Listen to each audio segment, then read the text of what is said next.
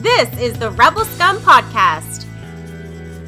Available in video on YouTube and audio wherever you listen to your podcasts.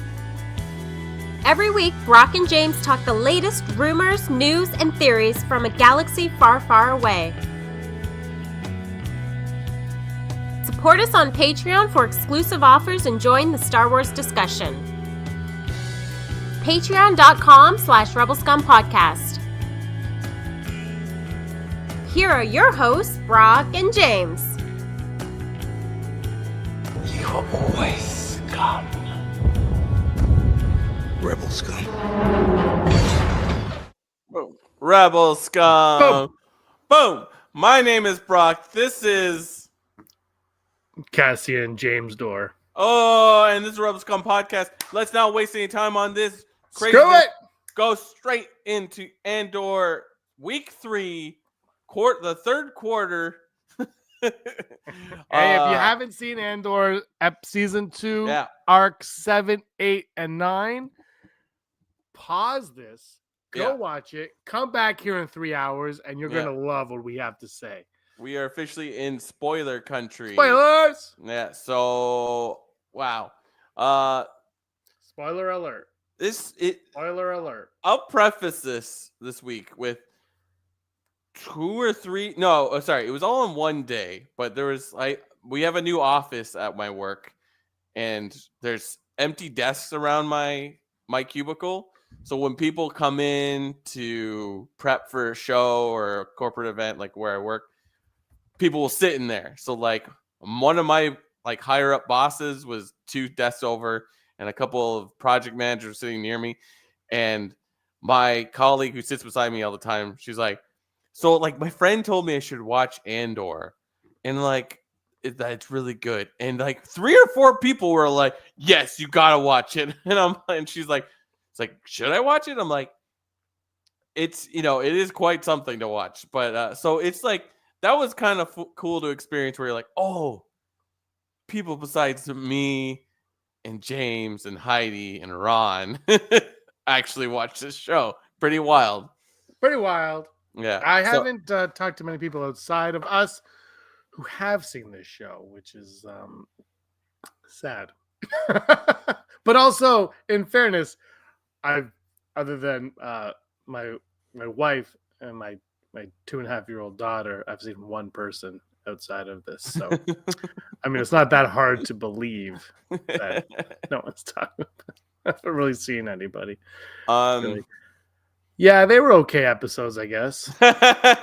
James, did you watch all of them in a row? I watched all 3 of them in a row. On the same day? On the same day, at the same time. All at once. I just put all 3 of them on at once, and I watched them all. So I did. It was a lot. It took a lot. But here's the conundrum that I'm in, Brock, is we're doing this on a Thursday because of the Toronto Maple Leaf hockey team that I follow. They're in the second round of the playoffs, which is like an anomaly. And they play on Monday, Wednesday, Friday. So I was like, okay. So Tuesday I watched it. I said, Brock, can we do Thursday? He said, yes. I'm like, okay, I can watch Leafs on Wednesday. But the problem is, if I don't watch them all on Tuesday, I'm not going to watch them on Wednesday. Then we can't record on Thursday. And then I'll have to watch them Thursday. So it just was like, I have to. That being said, I didn't really want to stop. I was good for it. I was like, okay. Now, the other half of that is, we just talked before we got on this, I can go Kansas City Leafs. There you go. but I don't know. So episodes 8 and 9, yep, 100% are but 7, I couldn't tell you what happened in 7 that wasn't in I don't know the difference between 7 and 8. I can't remember what happened in 7. And on top of that, I was stuck. Okay. So Heidi tweeted out that she thought the middle episode 8 was the strongest of the 3 episodes, which is unusual for Andor. Usually the last one is the stronger one. And I think I would agree, but I think I did 9 the best. We'll get into that later. If not that, 8 was phenomenal. I'm not saying it's not good, but I don't remember 7 at all. See, at all. That's funny because I also watched all 3 episodes in a row, which is a first for this season. Like I think the first week I watched the first 2, then I went to sleep and watched the third episode the next day. And then the second week I was just all over the place with being at the Jays that I just did not really watch it all the way through. But episode 7, I did fall asleep midway. Not because of the boredom, but because I am old, and if I lay in bed like this, I am falling asleep. I'm falling asleep. So I had to rewatch it because, like, I woke up maybe the scene where Bix and Val are talking. That's where I woke up again, and I'm like, I missed a lot. And then oh yeah, a bunch of stuff happens. Yeah, okay. A bunch of stuff happens, and the episode ends. But like, yeah, I get what you're saying because like the end of episode 7 really blends really nicely into episode 8. So it's like, I hate to say it. I guess yes, you do need to watch all these episodes together, but I still will fight it tooth and nail. It shouldn't have been 3 episodes every week. But how did it end? How did 7 end? I will tell you because I rewatched episode 7, so I can give you a breakdown of what happens. It opens. It's like ships flying into Yavin 4. So it's like Rebel base is established. And like that scene of them flying over water into like where they land the ships, I'm like, yo, it's like every time one of these episodes opens, I'm like, yep, I'm in. Cool. They're not going to do anything exciting. Perfect. I'm in. And then we see that Cassian and Bix are living in Andor on Yavin 4, but it looks like they live on Endor. They look like they're in the Ewok village. Or like in Battlefront 2, the Kashyyyk levels. Yeah, exactly. It's like you are in a treehouse, right? So they're living there, and he's got this scar on his back. He's like, is it getting better? It's like, we got to do stuff about it. And then oh, the scar was episode 7. Yeah, that's where we see the scar. And I don't think it really comes up again. I can't remember. So was that Baby Yoda Rey force healing? Is that what's... Yeah. So then the next big thing is basically they meet this like woman that's like, you're the messenger or whatever. It's like, yeah, I was just like, what? She's like healing people through the force. I was like, and I'm all like, she doesn't need to be a Jedi. I'm just like, cool. You are like the Bindu or like Maz Kanata. You're just force sensitive and you don't know what it is. And you're like, it's in.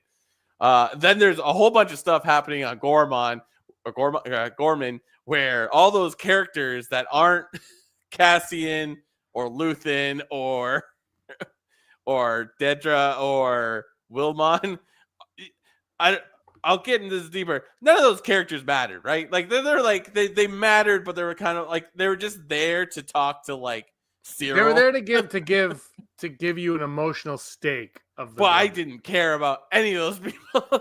Oh no, they were Gonzo. Yeah. Yeah. Anyways, so that's happening throughout the living on the Wookiee village and then getting force healed, and then Val is there leading some of the troops and says to Bix, maybe you should make sure Cassian, because like I think Cassian and Wilmon just take a U-wing and Patrick Ewing, thank you.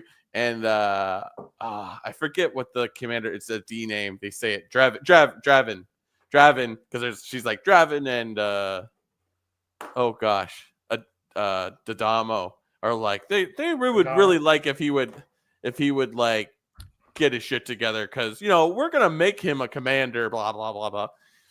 Because there's that scene with Draven and Cassian. They're like, he's like, like you're either in or you're out. Just do or do not. He's like, if you tell me that I am out. It's like, so there's that scene, and then they go to Gorman, and episode 8 happens. That's basically what episode 7 is. Perhaps there's a little bit of Mon in there somewhere.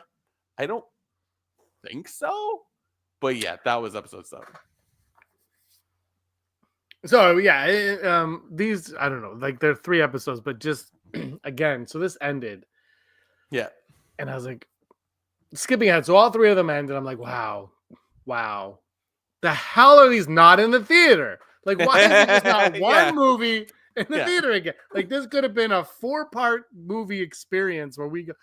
And my friend Sheldon, he sent me a text today that 2026 they will be releasing Andor, the show, in the theater for the 10th anniversary of Rogue One. That was my whole. I'm like, good for you. Make it a movie, and I will go, because this was okay. First of all, season 1, I've said that it was the best looking Star Wars we've ever had, cinematography wise, the most beautiful looking Star Wars we've ever got. Yeah. Season 2 might be on par with that. Who knows? Because season 1 is like mythical now to me. It's like I don't know if anything could match it because of what I built it up in my. I don't even want to rewatch it because it probably doesn't look as good as I think it does. Yeah. But my point is, like, you have that, and now you have season 2, which it's still beautiful looking, the best we've gotten on TV, and the story has been like this arc especially. Yeah. Is like up. It's Spinal Tap 11 now. Like, it's up there now. You're like, this could have been a movie. Like, you could have called it the Siege of Gorman or whatever. Like, you could have called it something, not Andor. Have Andor in it, and it could have been a complete. It's just like, it's so good. And anyway, so episode 7 was fine, I guess. But I told Aaron before I watched, like, I'm like, tonight's Star Wars is probably going to be the best Star Wars we get on TV. Just knowing kind of where it was building up. Yeah. Building up too. We talked about it on Sunday's episode a bit. And I wasn't, like Heidi's point, I wasn't expecting that to happen in the 8th episode. I was expecting it to happen in the 9th episode. And when it happened in the 8th, I was like, oh, all right, we're going to it. And it was a short episode, if I'm not mistaken, right? It was that kind of 45 minutes. And the first one was like 55 minutes. Yeah, and we remember the second one more than the first one. And the third one is actually like exactly an hour. And oddly enough, that's probably my favorite of the three. Yeah. So my point is moot. No, but again, you don't need to be 4 hours long to tell a good story. You need the amount of time to tell the story you're going to tell. And I thought episode 8, I think, I think 7, 8, and 9 obviously work. They're one. I mean, it's all one big long story, but 8 and 9 especially is one thing, and it's just they work so well together. But it proved that point that it doesn't need to be super long. And Heidi brought up a point here. For a non-Force show, the Force was pretty much an underlying theme of this arc. It is still Star Wars at the end of it. You can't forget that it's a Star Wars show and it takes place in it at all. I want to bring something up quickly before we talk about the series. We continue the series because I hate this show, but I want to bring. Someone tweeted this. I'll say their name when I bring it on stage, and I want to hear your thoughts on this because I was like, yes, all day. Peter.Morgan03 on Twitter. I would actually not mind a series like Andor made about Poe Dameron. Oh yeah. And he says it might save the sequels. Well, it could do what the Clone Wars did to the prequels. But yeah, I thought of you as soon as I read this. So I wanted to show you this tweet, and I was like, hell yes. And the reason this is brought up, is because Poe Dameron, Oscar Isaac hosted the New York screening of Andor. So that's what this was in the comments to that. And I was going to send it to you, but I said, no, let's talk about this on the show. So anyway, what do you think of that? It's hilarious that someone said this because like first thing I thought was like, oh, they Poe Dameron or Oscar Isaac did that thing. But honestly, during this episode, I was like, they could do this show again and just be like Shara Bay and Mr. Dameron. It's like the same vibe to an extent of Bix and Andor. Like, just before I forget to say it, because I like to tag on to what you just said, it's just like the storytelling is really good. And like, it's really, really good too with how they jump a year in every week, it jumps a year forward. It's like we left last week, we're like, Bix is like, she's damaged and she's a drug dealer. She's a drug addict. And like, Val just watched her love interest die. It's just like everything is dark. And then we come into this week and it's just like a year has passed. We've smoothed that out. Like there's no mention of Bix being like my life is falling apart. If anything, she's like Cassian, you have to be part of the rebellion. Like it's just like she's like the voice of reason to an extent in the episodes, right? Like it's just like, and I'm like, what about all that stuff? And I was like, I'm not mad. Like I'm not mad because it's just like that stuff isn't vital. The show itself is about like being in a totalitarian system and fighting for what's right, and like along the way, especially if you're going into what will be a war at some point, like there are things that you have to sacrifice. Some of them are your personal freedoms and even your like mental health, right? So it's just like I think it's great that like we had that and then we have this and nobody's mad about it, right? Like it's just like, yeah, it moved on. Like Val probably went through a terrible year, but now she's like, I still believe in the rebellion. I haven't given up, even though my life isn't what I was hoping for. Now she's like, I'm no longer the smuggler. I'm at the head office. I don't go out on the road anymore. I'm at the head office training the people who will replace me. Like it's like, and that's it. Like you don't need to know anything more. Like she walks into Cassian and Bix's house and she's like, oh, you're like, you're just maintaining, like you're definitely shattered inside. But she's like, and you don't need to say anything more. You don't have to talk about Cinta. You don't have to, it's just like, it works. It's just like, I'm like, it makes me want to rewatch again. I can say this every week. I'm going to rewatch all this, which is like, I was like, that's genius. I mean, there's one point I'm like, do I care about Cassian and Bix as like a couple? I'm like, I don't think I do. I mean, I think it works. They're selling that relationship perfectly.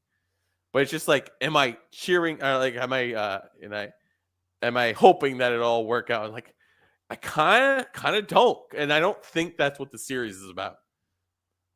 I don't know. Do you follow what I mean? Like it's just like I don't think it's about, oh, this person loves this person and this person ends up with this. Like it's not about that. Like they needed them together in that way for her when she leaves, for that to be the impact that it was. I will say for me, that was the weak point for me. That was like my one gripe was her leaving. Because like the whole drug thing in that last arc. Yeah. So like I don't know what the point of that is still. And now she's just like, I'm leaving and I get it, but it just felt like I was like, the reason why that didn't hit so hard with me was because Bix is barely in this arc.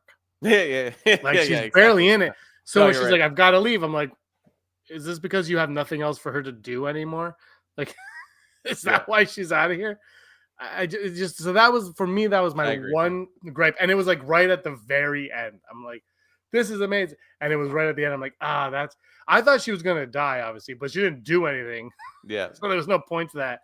But yeah, I agree. Like the 1 year jump is genius too, because you can get away with like not worrying about this, which again, Brock, if you just made these 4 freaking movies and put them in the theater, we would have had a year in between them and have even less emotional connection to what was going on. I agree with you. It's like, these are clearly movies, but like, I think they would have to restructure it. Like, I think the Gorman stuff would you wouldn't have any of the wedding stuff in there, this force healer and this anything on Yavin. You don't need any of that. You can cut it but I agree. Like it's just, and I'm like, when you said it's like, they're going to show this in the movies. I'm like, but what's the point? Like, it's like, it would be different. Like the real move is, here's 12 episodes. By the way, if you want to see the 13th movie, it'll be in theaters and it's a full movie. Like, that's a flex. Yeah. That is a move. Like, people will talk about that. Like, maybe it'll work. I don't know. Again, it's like, maybe people would be like, oh, a Star Wars movie, I'll go see it. And they'll be like, I don't understand what's going on. But I think what we just got, if you take Krennic from the first arc, talking about why the planet's so important, and then you go into the stuff with Andor, Rebellion, blah blah blah blah, and then you have like you can compact all this into a movie, like that part of it and this into one movie, where it would all work.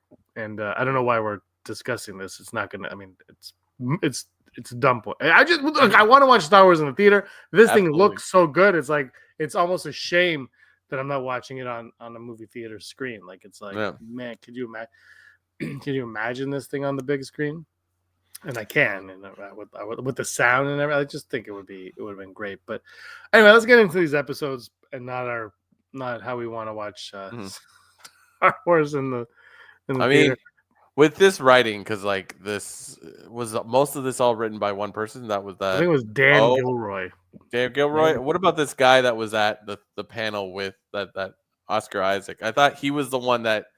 Didn't you send me a tweet that was like, what if we did this? He said it to like Gilroy at one point. Wasn't that Bo Williamson or something like that? Anyway, Oh, he wrote was that just one of the episodes? yeah, he wrote a good episode. Was it 8? What episode was it? 5, 4? It was a really good episode. He wrote One Way Out. Mm. And so I thought this one said Dan Gilroy in this one, but You might be right. You know what? I don't remember all. To be honest, I didn't watch the credits of all three of them. Just one of them, I saw part of it, and I don't know which one it was. Yeah. I don't know. I didn't watch the recaps on any of them. Nice. How bad were the commercials for you? They were in English this time. Oh wow. A lot of Lilo and Stitch, and Nice. there was actually one commercial. I don't know what it was for, but it was like this guy, and he's like. Something about a cantaloupe. I don't know what it was. It was a guy in a cantaloupe. And it looked like it was shot in a handy cam. And I'm like, this looks terrible. But then on the hockey game last night, the same commercial was on, and it looked like it was 4K. And I was like, what the hell just happened? Like, so I don't know what happened. So there were still a lot of commercials. Didn't feel like there were as many. Mm-hmm. And they were in English, which made it a lot easier for me to understand. Also. What were we gonna say? It's just like, yeah. So the first episode was like, yeah, okay, but yeah, that second episode hits, and you're just like, whoo! And like, I don't know how you felt after episode 8 and 9. I'm like, I didn't call that. I mean, we did last week say it's like we have to be dealing with Mon finally joining the rebellion at some point this episode, this quarter of the 4-quarter series. That's happening, and probably Gorman is happening at the same time. So like, I didn't expect half of what happened to happen the way it did, and now we're like, what's next week? I have no idea. What did you think? I kind of was expecting it because the Mothma thing and Rebels happened after something with Gorman. Like it was like kind of connected already. Right.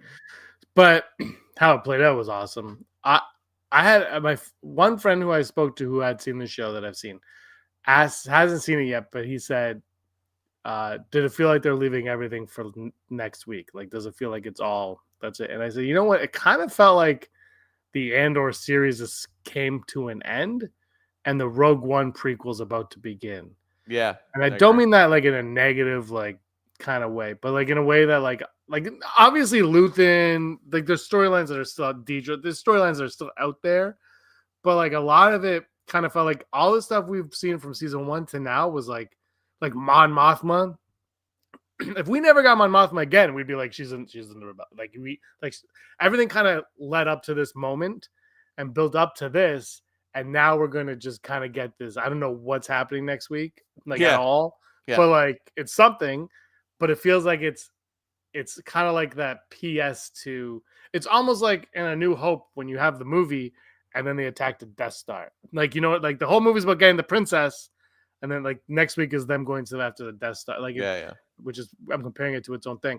But like that's kind of how it feels. Like we have the wrap up of what we've been watching and dealing with, and now like I don't know what it's going to be, but it feels like okay, the next part is going to be a lead into Rogue One, obviously, and that's kind of I thought they handled that perfectly, like the way that's kind of flowing together. Yeah, it's just like, even if you haven't been paying attention or maybe missed details, it's like, so Mon Mothma does a speech that launches this entire thing. It's just like, it's like, we're going to war now. And it's just a speech. Like, it's just like she almost has no connection to Gorman outside of like, I feel for the plight of people of the galaxy. And I am aware of what the Empire is capable of. I feel like it's just like, so she does the speech, and it's like, I love that, like, Bale is like, you got to do the speech. It's like, You have to come with me. He's like, don't worry about me. Do the speech. I will create. Like, I love that he's like, I'm gonna make time. I'm gonna stall for you. Like, I'm going to cover for you while you get out of here. Like, I love that he's aware, and even though his like team is infiltrated, it's just like it's just so good, and it's just like it was a good like shows you that like Luthen isn't actually in charge of anything, Mhm. if anything, or like maybe he is. He's like it's actually Luthen is that woman character from Paradise where it's like she's actually in charge. Oh, the psychiatrist. Yeah, the psychiatrist. You know what's funny though is the Bale thing with his crew being compromised in Rogue One, which Disney Plus really wants me to watch after everything every time. Every time. And I'm just like, dude, I just watched 3 hours. I can't do it. He says when he's like, we're gonna get the plans to somebody, and Mothma says, "Can you trust him?" And he says, "I would trust him." Who was he talking about? Leia or Obi-Wan? With my life. It kind of makes that moment more impactful now because you're like, he just put his trust in people that he didn't even know, because he says, "I don't know them at all." And now the next time he puts trust in, it's like somebody that he knows better than anybody. So yeah, that's true. It was really, really well done that way. I was like, if only it was Jimmy Smits. But I gotta say, Benjamin Bratt is very good in his role. Don't even notice, nor do I care about the. I will care though when I watch this in the movie theater next year, Brock, with Rogue One right after, and I'm like, why is there a different guy in the movie version of this? See, that's the thing. It's like as much as I'm fighting it, it's like it'll look great on the big screen. Like it's just like I watched it on my iPad last night in bed. Like I don't have a TV in my bedroom. Like so, if I don't watch it downstairs, I'm watching it on my phone or like an iPad. It's just like it still looked good. I was just like the first episode, like the 8th and 9, and I'm like. Holding, I'm like, wow, like it looked great. Yeah. Oh, look at Dale. I'm going to watch them all in one day from Andor season 1 to A New Hope. But that is a day. Yeah, I will say though, I had one other major gripe, and I don't know if you agree with this, but okay, so the massacre on Gorman. Yeah. It's going on. And I was like, I found it very unbelievable. I wasn't buying it because stormtroopers were hitting their targets. And I said, this is not that too. Where have these guys been? Well, it's good thing they're not on the Death Star. Because outside of Cyril, there's nobody important in that crowd. Nobody. I mean, even I guess Cassian's in the crowd at one point. It was like nobody's important. In that Cyril. Just Cyril.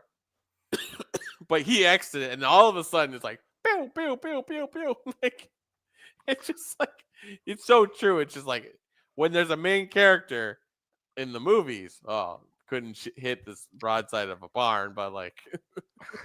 And if you notice, I don't know if you noticed, but all the stormtroopers use Android phones. I didn't know how they were gonna kill them all off. I'm like, are they just gonna like gas them or blow them up or something? And I was like, oh no, it's gonna be a full of war. This is awesome. I love that. The one thing with this show that I really like, especially now, is and episode 9. This is why I think I like 9. 9 might have been my personal favorite. Was just even though it's less exciting. Like obviously it's way less exciting. It's just the tension. They draw the tension. They draw in the tension, and they like relish in the tension. It's not like they're forcing it. They're just like Cassian sees what's going on, but he can't get a hold of it. Like it's just like everything's going on. You're like something's got to happen, but they don't force anything. They don't rush anything. Yep. They're like, we were going to get to that when we get and it's coming. Like we're going to get to it when we get to it. Live with it, and then you get to it, and you're like, oh my god. Yeah. And you know what? Like Cassian is like in the first season, he's figuring himself out. But they also do a good job with like each year he's a little bit better at what he does, right? Like last week it's like walking away from a building as it explodes. It's like he couldn't have done that 3 or 4 years ago, right? And in this one, it's just like he gets to Gorman.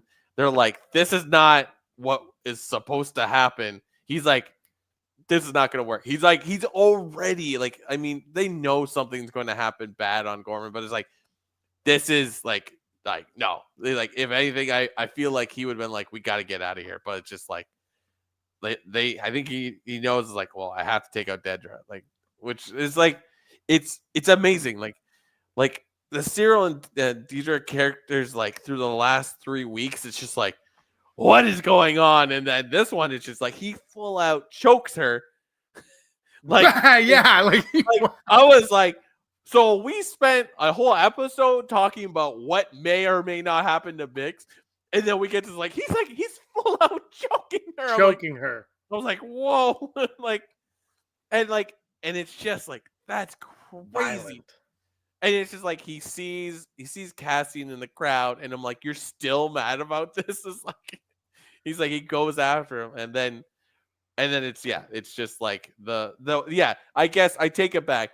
The freedom fighters on Gorman are unimportant until that guy comes in and shoots Cyril. Spoiler alert! I was like, whoa! That's just straight up a headshot. I'm like, okay.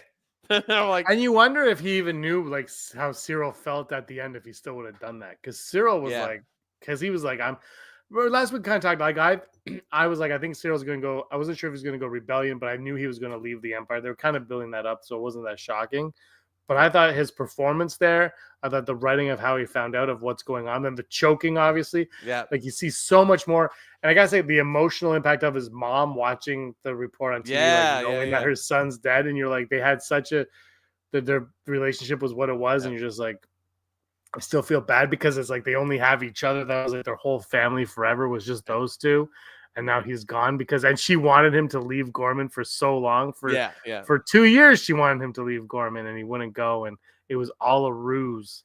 And it shows you like all the perspectives that are happening in the galaxy. Because it's like Cyril is, in a sense, on the Empire side. But he has the ethics and morals of the rebellion. He's like, no, we can fix this. Like, bureaucracy will win the day. But it's like, it's not. Or like it will, but like it's not the bureaucracy you're aware of. And then like his mom sitting at home is probably gonna be next week where like, I hate the rebellion. They're just terrorists. Like it's just it points out that it's just like a moment in history can be seen in so many different angles. It's just so perfect. It's just like they could have just dropped the mom character, but they're like, here she is. It's like I was shocked. And once again, it's just like they are just relishing having like, we have a news reporter and here's a TV show. It's just like it was like straight up. Like, I mean, like I'm sure like last week we were talking about like this is such a World War II like not rip off, but like homage to it. Like it's a war. Like it's like this is this and this is this, and like this season is like or this week is like the same. It's just like. It's crazy. And it's just like Dedra's like, you need a rebellion that will make the wrong choices, or not rebellion, like you need insurgents that will make the wrong choice. And that's exactly what happens in this episode. Even to the point that that drill sergeant guy that they bring in just for this, that just basically here's our green soldiers, let's put them out there, and then they make a mistake, and it's just like it's all calculated. It's just like it doesn't, and it's like it's true. Like the Empire's like, we're going to do it. It's already done. It's not if, it's when. So it's like this is crazy, and it just like it doesn't feel like there's one person. It's like a whole bunch of things just happening at once, but it still seems calculated. Maybe it's the Emperor. I don't know. Like, I mean, it's all just the Force. There you go. So Cyril and Deidre aren't raised parents then. That's what we're getting from this. Cyril's death came out of, I mean, it didn't come out of nowhere, but it kind of came out of nowhere. You're like, I guess he's gonna die. Yeah. And he just got shot straight in the head. And Disney does in the chat saying she was hoping he would get a redemption arc.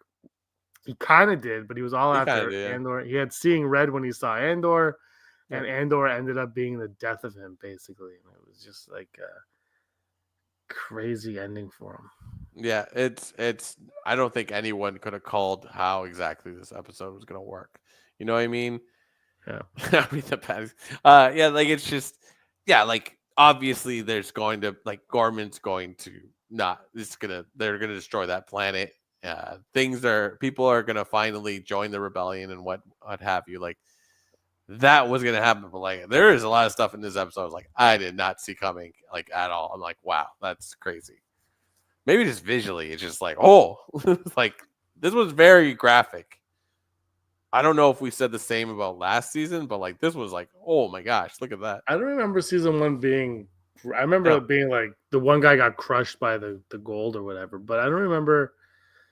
Like Bix flat out murdered a guy with a wrench in the first arc. Like like that was. I thought like that was brutal. Yeah. Like, and then how did you feel about Bale saying "shh" the S word? Oh yeah, I forgot about that.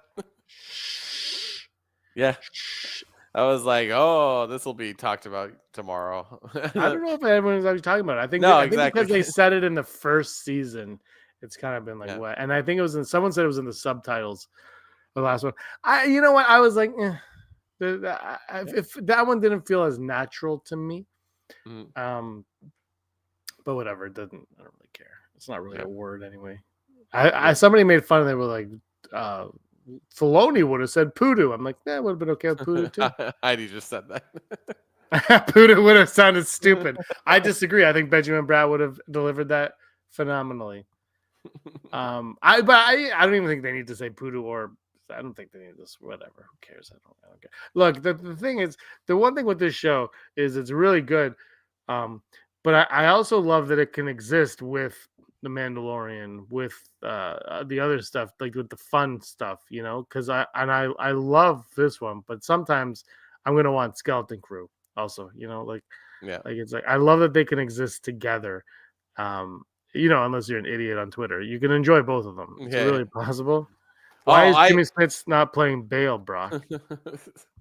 I don't know. He's not available. He's on Dexter. He's on Dexter.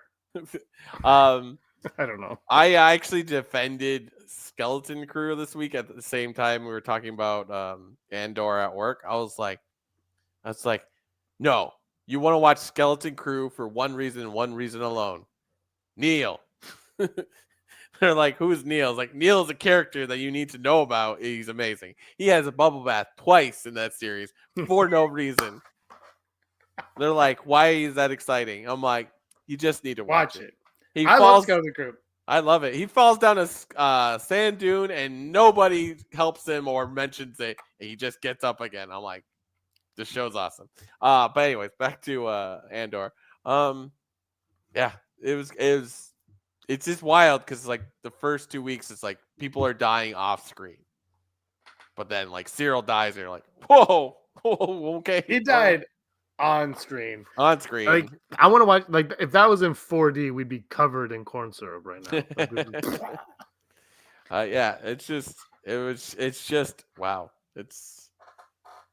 I feel like is this episode where like Dedra's boss is like, it's happening. Just do it. I think that happens in episode 7. Yeah. Was that 7? I think so. I want to say because she even seemed a little reluctant to the whole thing. Yeah. Which I was kind of confused about because it seemed like leading into it, like she knew that there was another plan at hand. Yeah. But maybe she didn't know about genocide. You know what? I would not be shocked if like next week it's just like someone that we've seen along the path is like, he reports to the Emperor. It's like, your plan worked perfectly. And it's just like, if that is the case and it's done properly, I'd be like, wow, finally, the Palpatine matters. Who do you think would be the spy? I don't know. I don't know who it is. I think it's like the reverse of Luth. It's like Luthen, the Luthen system, but it's the Emperor. Like, because it's just like even that guy, that drill sergeant dude that just shows up, even says to Dedra's like, are we like, we're gonna do it with or without you, so it's up to you. Like, you could still be the person in charge, or we're just going to do it. You like sort of saying like, you've lost control at this point. It's happening. There's no turning back. I love that. I love when they start to flesh out the Empire like this, and you see like how evil the Empire. Because we've only really gotten that in like books. Mm-hmm. It's never really been shown. Like, I mean, obviously we see how bad whatever, but like it's not like this where you're Yeah. like, oh, they just like you said, like they planned this whole massacre on this planet, Yeah. and they staged it so that it would look like it, and they planned it all and did it all, and it's I love seeing that. I kind of hope we see a little bit more of that, but also. Are we going to be stuck in this time period forever? Is the other thing. Like we just saw it. I guess maybe we don't need to see it anymore.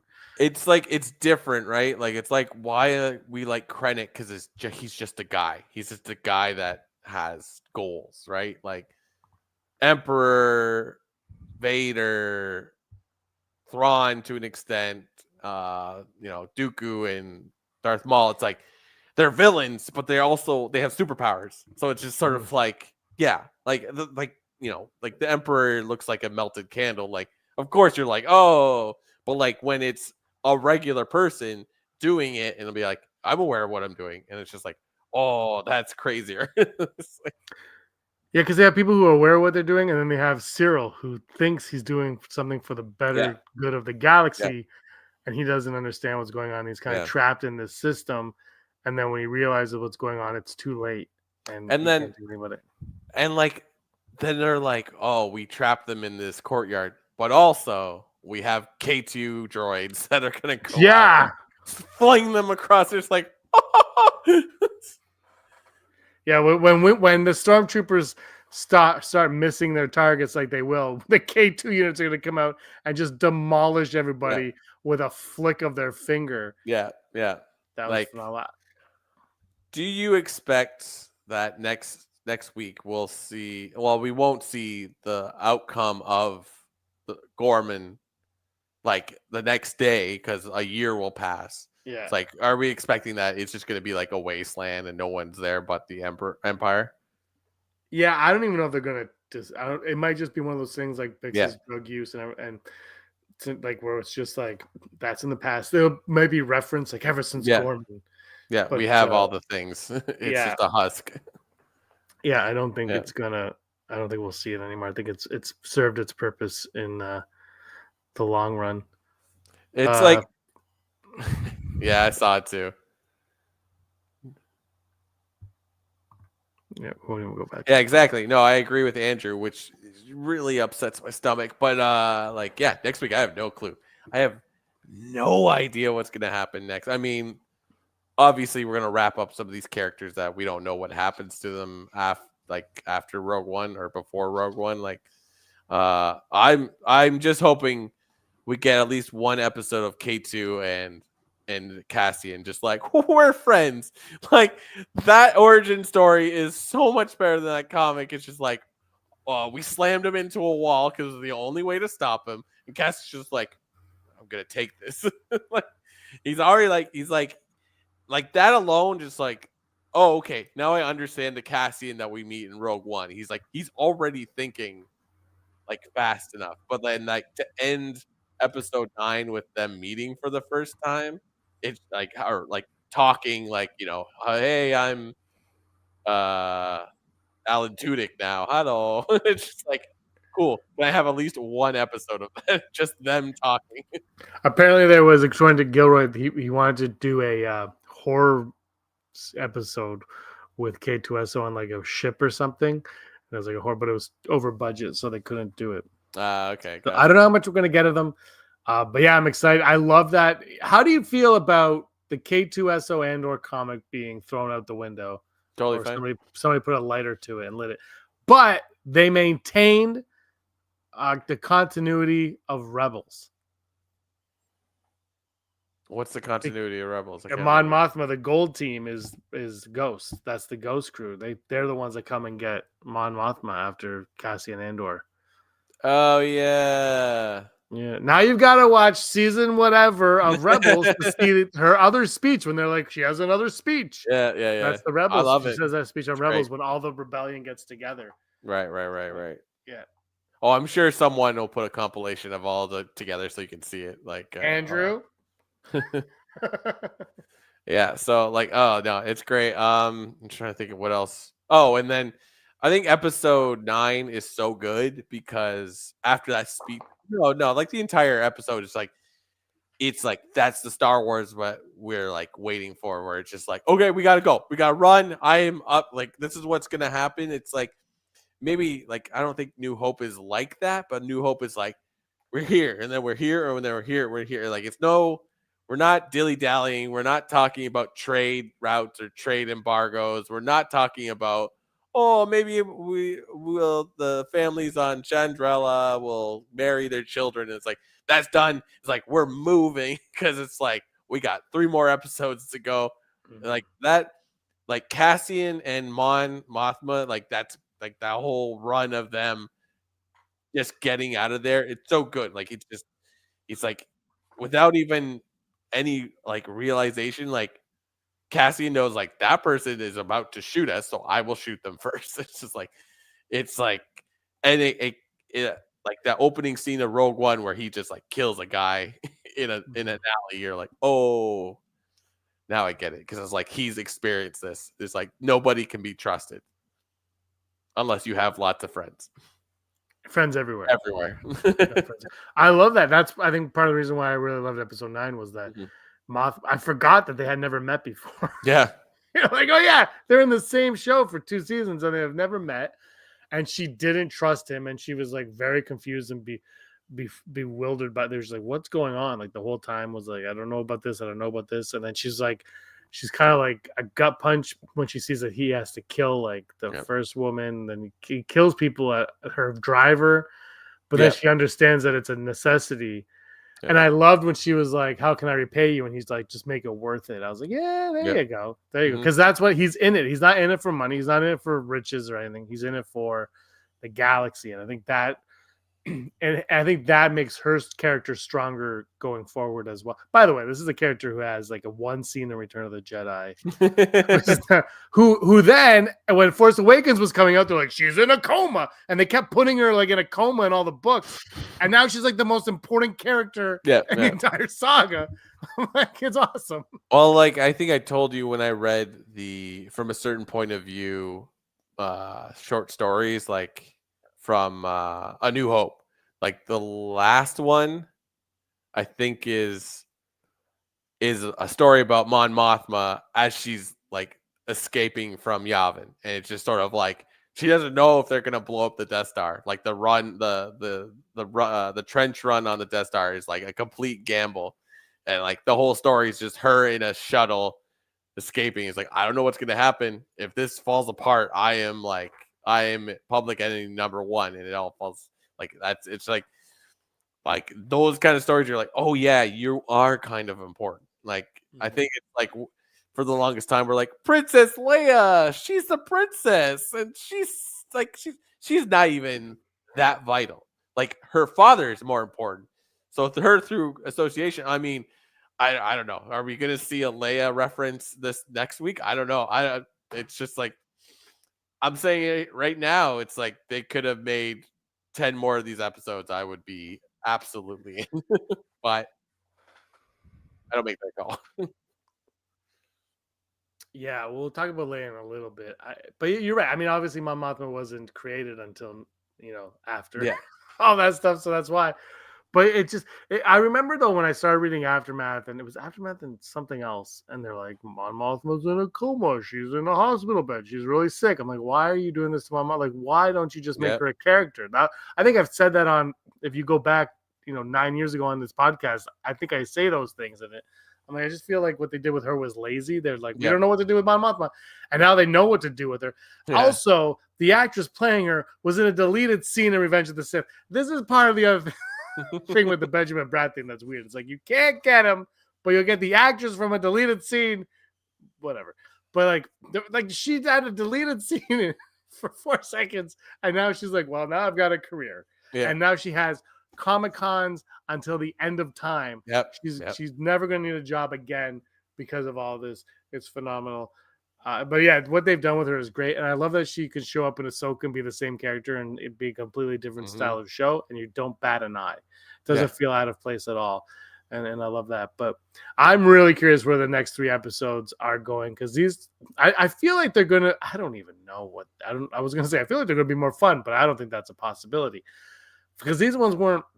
I loved these episodes, especially that ninth one, like I said, because they were like right up. This one, the ninth one was like right up my alley, where it was just kind of like methodical, Yeah. like not that I'm smart, but like it was like there wasn't a lot going on, but it was about things possibly going on. Yeah. And like, there's and like Luthen, like, you gotta trust my guy, and she's like, I don't want to trust your guy, I want to trust Bale's guys. Bale's guys are compromised. Why? I can't tell you. Like, there's just so much of like nobody can tell anybody anything, but you have to trust everybody, but you can't trust anybody. And just the way all the pieces just started to fill in, and then like the puzzle was like complete by the end of it. I loved. I also didn't miss Lonnie, who's becoming my favorite character. He obviously wasn't in this. I feel like Brock, he's going to be on the Death Star when that thing goes, and that thing blows up at the end. And I'm really sad about that. And then there's, I'm really curious what happens with Luthen. I'm not really curious what happens with Deidre, to be honest with you. I'm more curious what happens with Luthen. I want to know what's going to happen with him. In a lot of ways, because Deidre, I feel like if we never see her again, I wouldn't even be upset about that, because I feel like she's kind of served a lot. But also the whole thing with Cassian trying to kill her, I feel like they want more out of that. But I don't know where it's gonna go or how it's gonna end for her. Yeah, she went from like calculated sort of villain to like it's wild how she's changed in the last 3 weeks. It's like in the first season of Rebels, there's that like female governor, whatever, like that on Lothal, that's like the villain for the first part, and then just kind of goes away. Bryce, thank you. Like, is interesting, and then kind of just gets swept away. Like that by the end of this week, you're like, oh, it's kind of like that. It's just sort of like this ebb and flow of like, I'm just like, I'm all like, I'm not sure where Dedra's gonna go. Like, I think this week is like we're wrapping up exactly what Luthen is, and maybe we get a little bit more information, because I feel like there's a worthwhile moment to give an origin to why Luthen is doing what he's doing, outside of like it's the right thing to do. Like there's got to be more. I don't know. There's something off with Luthen. I think that he might just be like Saw Gerrera and just like addicted to it almost. But he's like, I don't know. It's funny because it's like speculate, but I don't even know what to speculate on. Yeah. Like Mandalorian, you can be like, oh, maybe next week they'll ride the Mythosaur. This one, I'm like, I don't freaking have any idea. Yeah. I know it's going to end 5 minutes before Rogue One, because they told us that 1,000 times. I think it's going to probably end with him on his way to kill Tivik. Is his name? I think his name's Tivik at the beginning of Rogue One, or get the information from him. And I'll bet you it'll be like, go get the information, and if you have to, kill him. Like, they'll probably like justify his killing him, or what? Maybe not. But like, other than that, I don't know. I have no idea. Like, what happens with like, okay, Bix, maybe she doesn't show up anymore. That's the end of her. Like, you have to get rid of her for the story. But like, you have Val, yep, Will. Who else do you have? Is that it? Like, do they just live, and are they just in the original trilogy? Like, are they just around? Maybe. I think something has to be resolved with Bix, because how exactly do you go into a movie like Rogue One and like Bix being alive kind of at least gives hope, right? And like Andor doesn't. Yeah, I know they are, but like Andor doesn't seem to have any hope to an extent. He's just like, I believe in the thing, and that's it. It's like his relationship with K2SO seems like neutral at best, right? Like, and then like we have this like somewhat vibe between him and Urso. What's her first name? Jyn Urso. Like, kind of, sort of. I don't know. I mean, who knows? Like, will we see Galen in next week? Will we possibly see Jyn Urso? Maybe, because like, Krennic. Will Krennic be back? Because like, you kind of have to set up like Krennic is trying to whatever, but maybe you don't need it. I think Krennic will be back, because he wasn't in this. This is the first arc he wasn't in, Mm. right? No. Was he in the second arc? He was in the first arc. He And wasn't in this one. He's in the second one for sure. He's Is not he? in. He wasn't in this one. He's in the third arc. No, this was the third arc. Yeah. Okay, think. I'm one ahead. So he's in the first one and the second one, but not the third one. Yeah. You got to feel like he's got a. I did see an interview with Ben Mendelsohn where he said he had a small role, and so far it's been very small. He's just kind of served his purpose. I think we'll see him because I think the Death Star has to be a big deal because the Rebels are going to have to learn that there's something like everything before Rogue One that Jin learns in Rogue One. I feel like we're going to have to learn in this arc, right? Yeah. Like about the Death Star, about they've made this weapon, blah blah blah. Here's a question: how did they find out about the Death Star?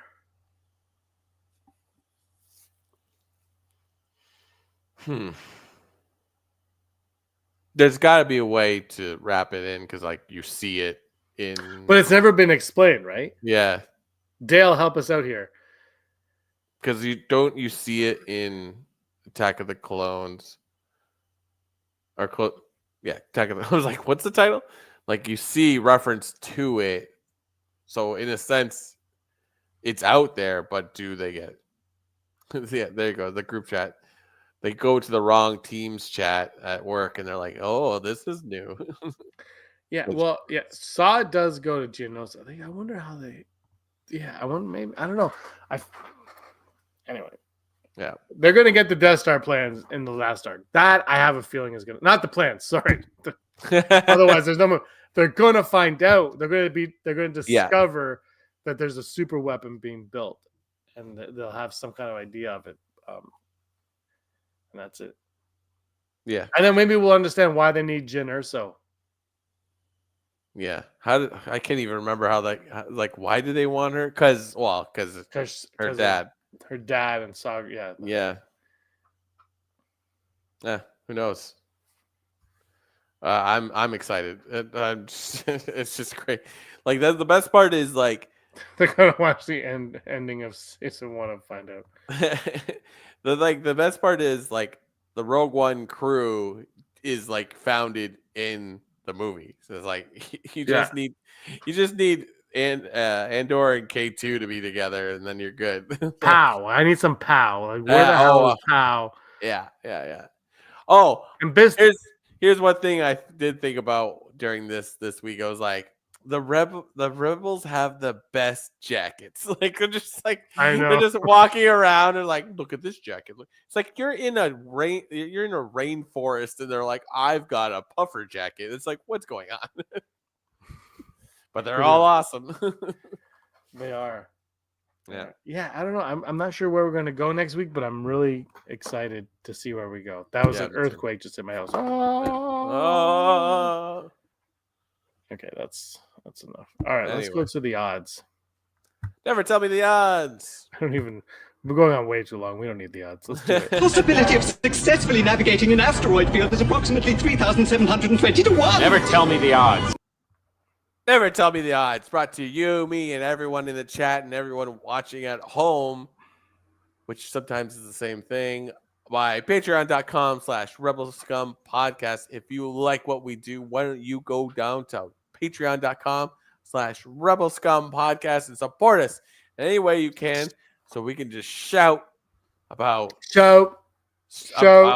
Gorman and K2SO being reprogrammed, and we just love Star Wars, so we want to talk about Star Wars constantly and become one of the many we shout out every episode, like Heidi Feder, executive producer, Barry Brophy, Dennis Allen, Studer Thron, Randy Kenobi, Mary Kristen Aton, Dale Ehrman, Phil Staniforth, Rez, Scott D, Josh Price, Matt W, Frank Perkins, Neil Lowry, Cosmic Girl 02, Gleek Play 1, Dead of Nerds, Disney, Desi, Charlotte, Ron Prasek, Jeff Wilson.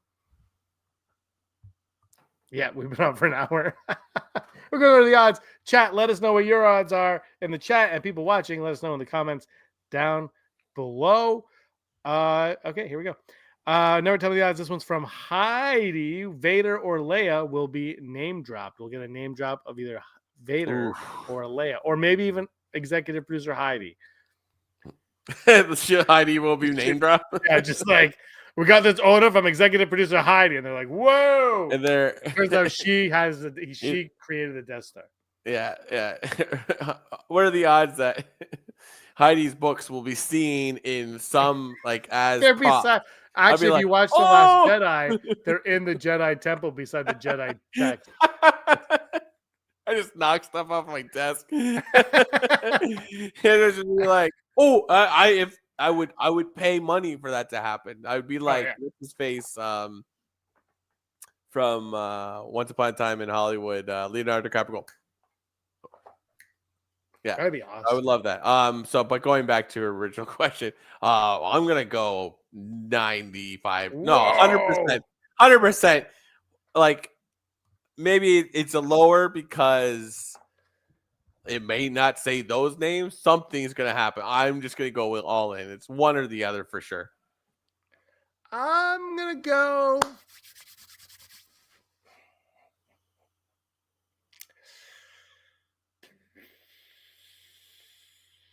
25%. I'm gonna go. Everyone's high. I'm gonna go low. Okay. I'm gonna be the negative Nancy on this one, because I don't. Vader's the one I'm like, but then if you mention Vader, how do you not show Vader? Like it's like, why would you be like, well, get this information to Lord Vader? Well, now I want to see Lord Vader because it's freaking Vader, and Leia's in A New Hope, so no kidding, Leia's in the Rogue One. So do you need to name drop her in this one? She's name dropped and mentioned and seen in Rogue One. So I'm going to go 25%. I'm not against it. Do not get me wrong. And I don't know what they're doing. So, I mean, Leia and Vader might be the main characters of the last arc. We don't even know. They pull up Book of Boba Fett, and the last 2 episodes are just about people that aren't even in the show. Yeah. There you go. And our next odd, I never tell me the odds, Luthen will be tortured by Bor Gullet. Come on. But the Bor Gullet. I'm gonna go 10% on that one. I'm going 11%. And also, never tell me there's a new odd. I just wrote this one in. Will we see Saw Gerrera next week? Oh, I was curious about myself. I want to say 85%. I don't think they write things in just to be like, hey, we got to put them in there. Like, I think they'll find a reason to put them in there because I think the Gilroys love Saw Gerrera. Like, they're like, how could you not? This character's awesome. I mean, how could you not? But yeah. He literally, like, Rogue One came out and Forrest Whitaker was in every Star Wars project after that for a while. They're like, Jedi Fallen Order, done. Rebels, done. Where else can we throw him in? And we were all like, yes, we need it. Yeah, I'm going to go 111. I'm going to go 99.9%. I can't go 100. 99.9. And if you don't, it's a failure. It's a complete and utter failure.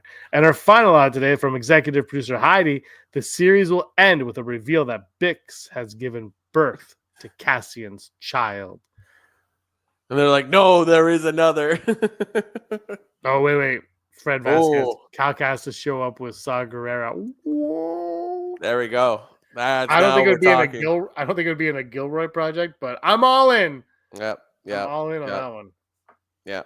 88% from Disney Desi. No, I'm sorry. I'm just gonna go 5%. It just sort of like I think like Cassian doesn't have much to live for outside of stopping the Emperor or stopping the Empire in general, right? Like that's in Rogue One, that's all he cares about. That's all he cares about. So it's like there can't be some glimmer of hope for like, I need to stay alive because of this. He's like, I stay alive to stop the Empire. So like, I'm gonna call it now. I think Bix dies due to some kind of emperor. I keep saying emperor instead of empire. Like an Empire ship blows up her ship that she's in. And he's just like, all right, I'm all in. Let's go. So 5% for me. I'm gonna go 10%. Ooh, Fred Vasquez, 99% Bix is pregnant. I feel it. 34% from Desi. Yeah, I'm gonna go 15%. Nice. Yeah, I gotta go 15 because I don't. She might die. She might also just not be in it at all. Like I don't know how far you take that character, and she might have run her course already. But I do feel like she'll be back because it's weird that she's gone that fast in that way. But there's only 3 episodes to go, and they're the Rogue One prequel, so I don't. Yeah, I'm gonna stick with what I said. There we go. Nice. Yeah, that's our odds. Let us know what your odds are in the comments down below. And now we go over to top 5. Top 5. Hey, what's the guy's name that helped build the Melshi? Right, Melshi. Yeah. Melshi. Top 5 moments from Andor season 2. This arc 7, 8, and 9. Let us know what yours are. Dale, Melshi. Just say Melshi, you idiot. Heidi is full Brock from that. Dale, every time Dale watches us, he's probably like, these guys don't even know Star Wars. He saw Ewoks on ice and he thinks that's where it stopped. Yeah. Andor. There's not one Ewok. By the way, no Gungans, no Ewoks. The show sucks. He needs time away from her so he could develop some kind of feelings for Jin. By the way, when Rogue One ended, my dad turned to me and he said, I love that they didn't kiss. Yep. He's like, I loved it. I was like, you're not alone. Doesn't make sense. I was like, no, Does not make sense. doesn't. Top 5 moments. My number 5. My phone locked. Hold on. I did 2-step verification on my phone so that I could pay with my watch when I go grocery shopping. I go like this now. Bam. Cool. It's freaking. I know I didn't get it for that. I got it for something else, and Yeah. it just show me what the freaking text message says when it just show me. Just show me. Cyril's mom crying at the end of episode 8. Cyril's mom crying out at the episode 8 is my number 5. Yeah, you didn't think I was gonna go deep, did you? You thought I was gonna be all like goofy stuff, like normal. I was like, number 5, the jackets. Nice. No, it's a good one. I want to say I might have had that on my list at one point. I feel like my list today, except for like number 5, isn't that shocking, but most of mine are like my favorite moments because they're shocking. There's a lot of shock moments in this. So don't be like, oh, that's a weird thing to say to Brock. I'm just going on. That was shocking. I can't believe that happened. But my number 5 is like the force healing. Like I was just like, that's cool. She's just not. It's not like, oh, I used to be a Padawan during the Clone Wars. It was just like she's just a woman that seems to just believe like I have a touch. It's like I liked having a force sensitive person, and we're not making it about the force, right? Like they still exist, but not here. And he also, in this time period, they can't also exist very much too, right? Yeah. So it was done very well. My number 4 is Mon Mothma's speech. Mothma's speech. Nice. My number 4 is, oh gosh, now I've lost all my organization on it. Number 4 is the choking. I'm like, yikes. I was like, yikes. That's crazy. And like she like kisses him before, and then he just tries to choke her. I'm like, whoa. And you know what? Like we've seen force choking for the last 40 years. Anakin force choked Padme. Yeah, exactly. So it's not new, but it's just, again, these aren't superheroes. They're just people. And you're like, whoa. Yeah, it was wild. Yeah. My number 3. Oh, my phone locked again. My number 3. Just the whole Gorman massacre. Just the entire massacre. And is it really low? Should it be a lot higher? Probably. And my first 2 aren't much better. But I will say the Gorman massacre is number 3. That was just brilliantly done. It was coming. the execution of it, Cyril's death, everything in there was just like, ooh, wow. Like him finding out, Cassian being like, they're building a fortress. You guys they're killing. Like everything was just so well done. Yeah, number 3 for me is the Cyril's headshot. And like, whoa. All the lead up to that, he's just like so determined to be like, everything's going to be fine. Like his life is slowly like crumbling around him. It's like he just like no, there is a reason that we're doing things, and I will stop that man that I saw 5 years ago. And it's like, nope, this is out of all of our hands. So it's just like he just to the end is just trying to fight something he cannot win. Yeah, and he didn't. He did. And Cassian was the death of him. My number 2, when Cassian escorted Mothma, when Cassian saved Mon Mothma. What happened to Perrin? Where's her husband now? I want to know. That's my number 2. My number 2 is gonna be Mon Mothma's speech. I'm like, yeah, that's important, and I think we're gonna hear that one a bunch of times more. Yep, agreed. And my number 1, Melshi. Just when he got his gun. Whose is this? And he was like this. Oh yeah. I was like, is that? He's in Rogue One, and he built the Death Star with Cassian last year. Oh, right. I was like, Deidre likes to do the choking. 100%. My number 1 is going to be the introduction, or I guess origin story of K2SO. I'm like, that's so random. Yeah. I took one of the droids. Can you fix it? My girlfriend just left me, but we'll worry about this droid. Yeah. That was a great moment. My top 5 is lame. I went for all the oddballs. Yeah. I do not think we'll see Mon Mothma. Well, that's where you're wrong, Pauline. He's getting a spin-off. Perrin knows best. Perrin the boss. Who's the boss? Do you think next week each episode is going to be at least an hour long? No.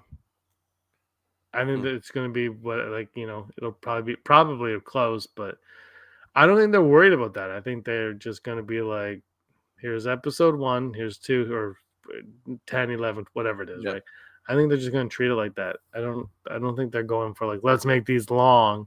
Yeah. Because then the way that they're approaching it feels like they're just telling these 3 stories at a time. Yeah. Yeah, maybe. I don't know. You think so? I don't know. If they make it as good as episode 7 and 8, I'm like, yeah, I'm all in. Because like 8 and 9. 9 is the longest of all 3, and it felt the fastest, right? Because it's just moving. So it's like, if it's 3 episodes of just moving, you can make it as long as you want. How do you think? So it's like there's 12 episodes last year, or 10? Yeah, 12. 12, and there's 12 this year. So that's 24 episodes. If they all are an hour, it's 24 hours. But like, they're not all that. So like, let's just scratch off 4 hours. So they're like 20 hours of watching. And then Rogue One, that's like a 2.5 hour movie. It's like, it's a whole day of watching stuff. Like, that's crazy. Dale's going to let us know how it goes. Well, don't forget, you would skip the intros. So you skip the intros, you skip the recaps. Yeah. So that loses like 3 minutes an episode, 2 or 3 minutes an episode. All right, let's call it like 40 minutes per show. Yeah. Like, that's wild. I don't know. It's like, that's a lot. It's like, in a sense, it's like, it's more watching time than the entire 9 movies. Like, maybe? I'm not good at math. It's a lot. Yeah. Mon Mothma's husband and daughter have to feel pretty betrayed after her son's speech. Yeah. There's something. Yeah. I feel like we'll get some taste of that in next week, because it's like, I think her like giving up her life like that there has to be some kind of complications. I don't know. I will have her husband and daughter been taken prisoner. Yeah. So Are their lives ruined? Well, they would be ruined because of, especially her daughter, right? Her husband could be like, no, we never got along anyway. Like he could squirm his way out of it, but her daughter's stuck. yeah. So We won't know because a year will probably pass. So like a lot of things will change. in that year, I haven't seen. Yeah. All right, let's wrap this up. We've gone on for too long. The Empire will arrest them. Perrin will tell Mon Leia won't talk to her. All right. Anything else you want to say, Brock? Fantastic watching. Fantastic. Love it. If you haven't watched it, go watch Tales of the Underworld. Solid. It's like you can kill that in a day, not even like in an afternoon. Great. You think a lot of people in the galaxy don't want to see the Empire dismantled? Like they like the Empire. Yeah. Gosh, I don't know. This leaves a lot of questions. All right, everybody. Thanks so much for watching. Chat. You guys were amazing today. Yeah, we really thank appreciate you. you spending this hour and 15 minutes with us. We're longer than the episodes of Andor, but not all three combined. So we're talking for 2 hours about Skeleton Crew, a 20-minute episode. We will dissect it until dissected. All right, guys. Thanks so much for watching. It was a blast hanging out with you. One more to go, but Brock will not be available next week, so we'll have to figure that out because of baseball season. All right, everybody. Thank you so much for watching. Hit the like button, subscribe button, and Brock, you were always scum. Rebel Scum. Scumbags, thanks for watching. Don't forget to give us a thumbs up on our video. As always, please subscribe to our YouTube channel, Rebel Scum Podcast, for all the latest videos.